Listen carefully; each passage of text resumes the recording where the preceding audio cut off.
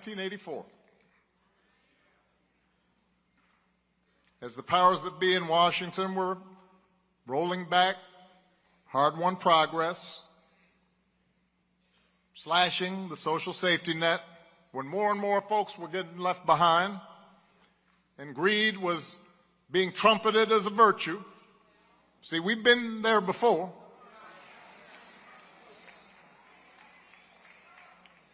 He stepped forward once again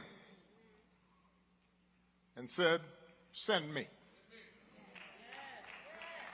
He ran for the presidency of the United States of America.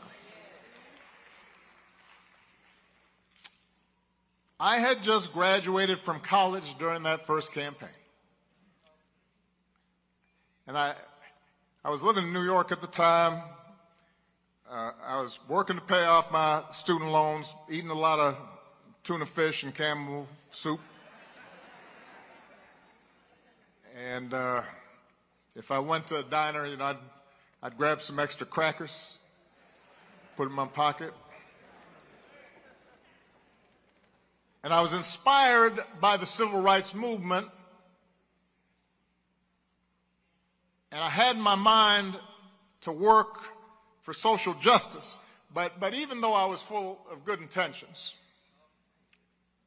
I was uncertain of how to serve and fighting off self-doubt. And I remember how, at the time, plenty of people, including, plenty of black folks, were dismissing Jesse's chances,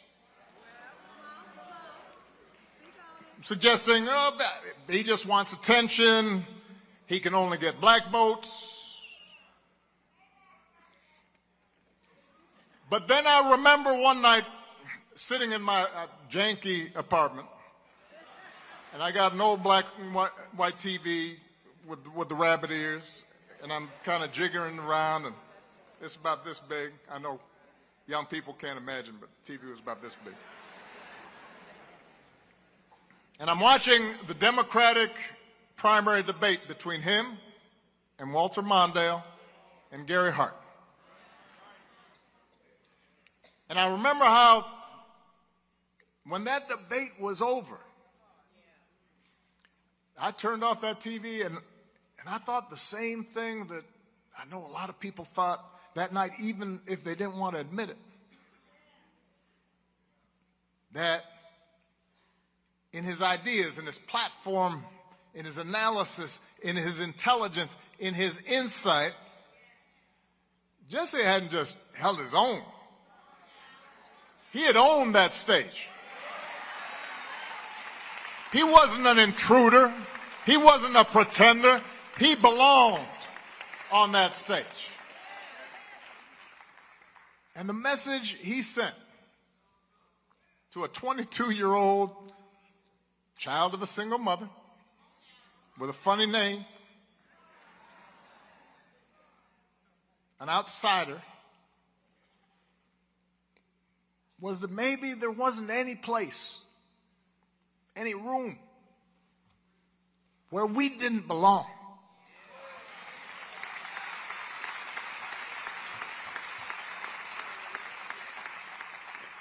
And that message of fairness and dignity, of justice and hope,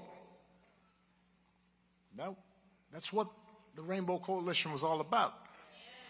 In 1984, and then again in 1988, Jesse didn't just speak to black folks. He spoke to white folks and Latinos and Asian Americans and the first Americans. He spoke to family farmers and environmentalists. He spoke to gay rights activists when nobody was talking to gay rights activists and blue-collar workers. And he gave them the same message, that they mattered, that their voices and their votes counted. He invited them to believe. He invited us to believe in our own power to change America for the better. By the delegate count, Jesse's two candidacies ultimately came up short. But he paved the road for so many others to follow. Doug Wilder became the first elected black governor. Carol Moseley Braun went to the U.S. Senate. Because of Jesse, the Democratic Party changed its rules, ending the winner-take-all distribution of delegates during presidential primaries, which meant underdogs and outsiders like Bill Clinton or Bernie Sanders could stay competitive and build momentum instead of getting knocked out early. And it was because of that path that he had laid, because of his courage, his audacity, that 2 decades later, a young black senator from Chicago's South Side would even be taken seriously as a candidate for the presidential nomination.